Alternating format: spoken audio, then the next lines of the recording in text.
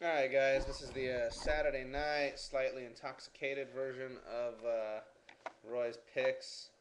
Really am bummed that nobody stepped up at all to do just a simple little smack talk session when I wasn't able to do it. But anyway, let's get this thing started with a game that theoretically could have some, repercussions. Certainly in the NIT. Newark and West India. Yeah, both these teams, were excited. They had players going on Thursday. They want to get an early start to the whole thing. Combined total for both teams going on Thursday was 6 points.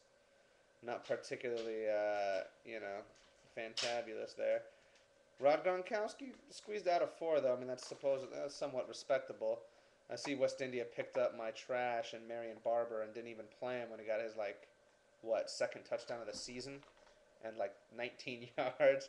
Yeah, if that's your guys' upside, which it is for Barber this year, yeah, he shouldn't be on your team. It took me too long to realize that shit. Kingpins has Philip Rivers playing like a fucking madman. How he can be 5-6 with Philip Rivers, and Hakeem Nicks is beyond me. I don't know why he's got Nicks still in his lineup. Tough to really gauge what he's gonna do if that's gonna stay that way. But honestly, is he going to put out Clinton Portis, Kevin Smith, Ryan Matthews, Kenny Britt? I mean, it should be the fucking Newark Kingpin General Hospital, man, with all the fucking injured bastards that he's got on his team, man. Um, anyway, I don't see him winning this just because what I'm looking at is Forsett. Best already went and didn't do anything. Ocho Cinco went, had 2 points. Santana Moss is, he's got Donovan throwing to him. Fasano's really hit or miss. Had one solid game all year. And I don't know, man. I just don't see more than 70 points coming from this team. Whereas West India's got some pretty solid guys, man. Orton's been good. Got a great matchup against St. Louis. Hillis, Gore, Bradshaw, Keelan Williams making a spot start here. Not sure about Obamanu against a pretty stout KC defense. I think there's got to be a better play there somewhere. But anyway, that's his waiver wire plug and play. Um, yeah, I see West India winning this one handily, like 90-72 or something like that. Shouldn't be too hard to get past Newark this week. And I don't really know what that's going to do for playoff implications. Um, 5-6 is close enough, but I think a couple of those 7-4 teams are going to win, obviously, and I just don't think it's going to be enough to get into the playoffs. So those guys will probably see each other again in the, even if you're 6-6, probably see each other again in the NIT, where I'm hoping to be personally. Now Caribbean got off to a nice little start. Vilma dropped an 8 spot. Uh, Calvin dropped to 12, and Colston was 7 with all the yards. So that's a good start right there. Roman Harper didn't do much with the 4 points for the Big Johnsons. It's funny, man. Big Johnson started off the season with all defensive linemen. I think, don't you guys remember that? He had all these sackmaster motherfuckers, and now he's got all defensive backs, um, which is weird. I think you need a little more balance there, Big Johnsons. But who am I to really talk? You're 7-4, so just keep doing what you're doing. Um, I'm looking at Ryan with a nice matchup and Roethlisberger with a phenomenal matchup. Turner with a good matchup. Fred Jackson with an awful matchup for Big Johnsons, man. Don't play Fred Jackson against Pittsburgh. Don't do it.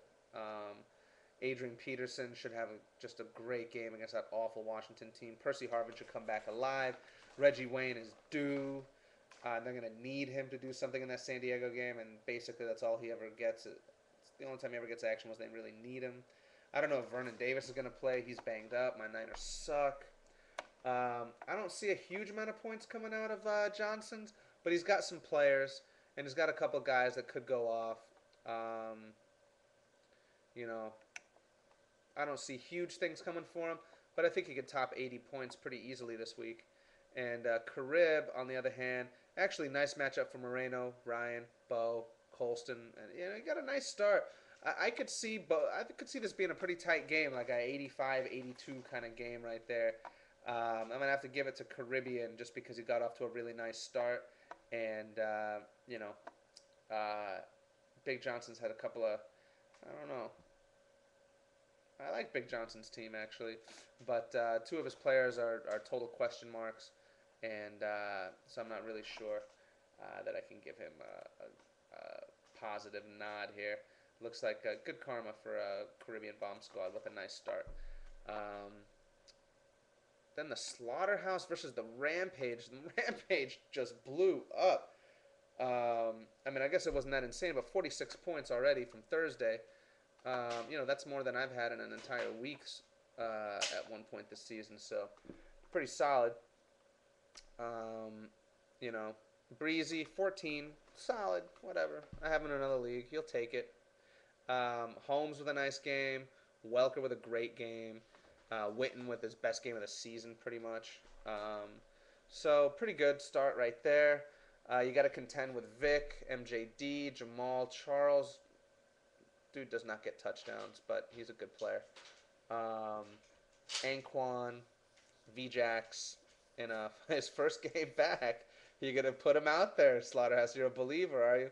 Well, I'm not a believer, but I am a believer in Greg Jennings. I am a believer in Mercedes Lewis. I think Anquan Bolden is due to get his nut off. And I see Slaughterhouse dropping like a $1.15, $1.20 in this matchup here. I see you're also trotting out John Beeson, my old trash. Watch him give you another 4 or 5 spot. That's all he's good for anymore. Rhode Island Rampage, on the other hand, got a pretty decent showing and is up to a 46-point start there.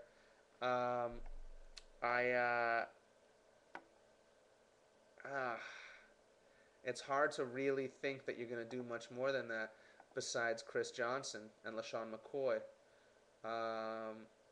Yeah, I just don't see Larry Fitz going off. Yeah, I think basically everybody that's done everything big for you has gone already, Rhode Island, and you're gonna lose this one like a $1.15 to like 78 or something like that. This should be a blowout. New York Slaughterhouse walks away with it, no problem. Rampage goes down in a heap. But nice start. Anyway, East Coast, South Street.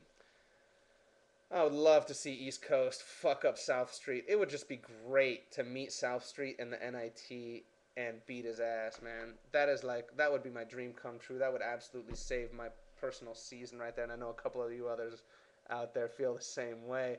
So East Coast, spoil this motherfucker and drop him down to 7-5, please. Yeah, the law firm did his thing, but T.O. sucked. So if you're going to tell me that you're going to get 17 points between the two of those guys, I'd say, that's about right, So no worries there from South Street. The matchups are interesting. Peyton Manning, even in an awful matchup against a very tough San Diego team, will go ahead and do his thing. I hate starting Sproles. You basically got to get a run back or lucky on a broken play. I love Deshaun, even against Chicago. Andre, it's about time for Andre. I don't know what the Tennessee team's going to do. Cortland Finnegan's pretty good, but he can't shut down Andre Johnson. Pierre Garçon should have a good game. That Peyton Manning, Pierre Garçon double dip, if it works, I think East Coast has a good shot. If it doesn't work, then he's in deep shit because Foster, Rogers, Rice, that's a pretty substantial, pretty formidable front right there. And Tammy's been a very good tight end.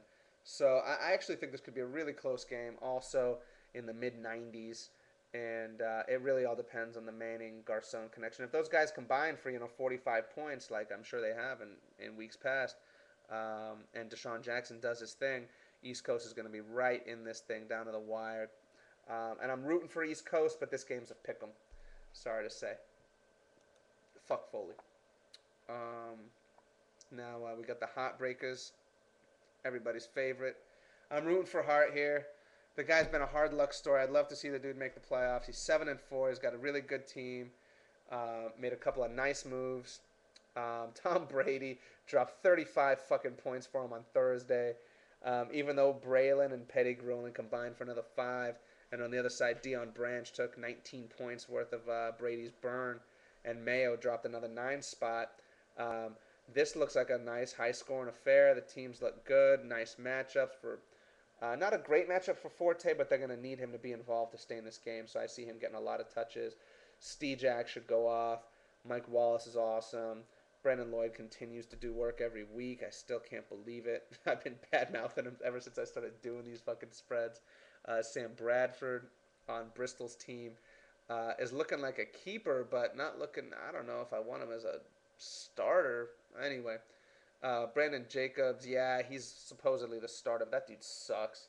All he's got to do is miss a block, get Eli clobbered, and then my boy Bradshaw will be back in. I call him my boy because I drafted him in a couple other leagues. And I like him a lot. Anyway, Bristol, I don't know. I just don't think your team's that good, Bristol, man. I honestly don't. I know I've been bad-mouthing you all year, and I'll just continue to do that. You're going to go down. You're starting Bradford, Jacobs, Lee Evans up against Pittsburgh, Steve Breston. I mean, seriously, dude, how the fuck have you won 6 games? I know you traded away guys, so it's all good, dude. Yeah, I think Heartbreakers are going to have to win this game. I don't think there's a real question there. It's going to be Hart, like 100 to 68 or something like that for Bristol. It's going to be a blowout. And my game. Well, you know, this is like a toilet bowl here between a 3-8 and 4-7 squad. And I'd hate to lose. I got lucky. Des Bryant had a forced fumble, so that's how I got he had 2 points other than that. So that's how I got the 6th spot from him, which is a serviceable number. I need Schaub to finally do something. Not that he will, but a boy can dream, right? I can still hope for that shit. I forgot to put in Morris. I picked him up so I could play him this week, and I was going to play him instead of Crabtree, but I forgot to fucking insert him. And anyway, there goes 16 points, so let's hope my boy Crabtree does something nice on Monday night. It'll be fun to watch with a little incentive. But don't be surprised if if any of you guys see me with a fucking towel drying, my tears, watch my Niners get their asses kicked on Monday night, like we have been all year. Who really gives a shit who's going to win this game? I'd love to win, make it to the playoffs, or make it to the NIT. PR Rottweilers, I'm sure, is happy to rebuild, get a high draft pick, and all that. So, whatever. Who gives a shit? It's a garbage bowl anyway, and I hope I win. But who knows, man? I predicted all kinds of crazy shit for myself this year that didn't pan out. So why would anything I say now mean anything? Anyway, guys, happy Thanksgiving. Hope all is good with everybody. And I'll talk to you later. Peace.